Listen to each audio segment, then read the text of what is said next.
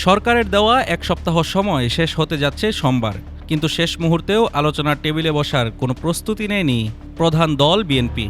জামায়াতের আলোচনার প্রস্তাবকেও ফিরিয়ে দিয়েছে দলটি। দলের স্থায়ী কমিটির বৈঠকে সিদ্ধান্ত হয়েছে, সরকার উদ্যোগ না নিলে বিএনপি কোনো আলোচনায় অংশ নেবে না। বিএনপির নেতারা বলছেন, অন্তর্বর্তী সরকারই এখন এমন একটা পরিবেশ তৈরি করেছে যেখানে আলোচনার সুযোগ নেই।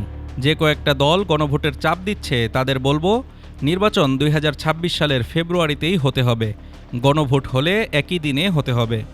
গুলশানে দলের স্থায়ী কমিটির বৈঠকে ভার্চুয়ালি সভাপতিত্ব করেন দলের ভারপ্রাপ্ত চেয়ারম্যান তারেক রহমান। বৈঠকে জামায়াতের আলোচনার আহ্বান নিয়েও আলোচনা হয়। বিএনপি নেতারা মনে করেন, রাষ্ট্রীয় আলোচনার বিষয়ে জামায়াতের আহ্বান গ্রহণযোগ্য নয়।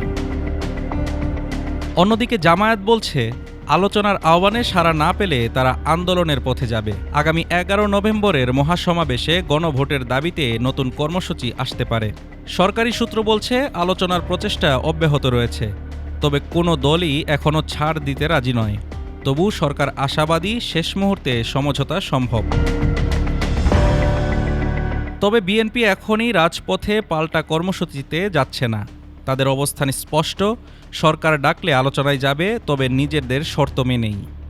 জুলাই সনদের পূর্ণ বাস্তবায়ন ও নোট অব ডিসেন্ট অন্তর্ভুক্তির দাবি নিয়ে তারা থাকছে অনড়। রাজনৈতিক দলগুলোর মধ্যে মতপার্থক্য গভীর হচ্ছে দিন দিন। সোমবারের মধ্যে সমঝোতা না হলে সরকার একতরফা সিদ্ধান্ত নিতে পারে, এমন ইঙ্গিতও মিলেছে উপদেষ্টা পরিষদ থেকে।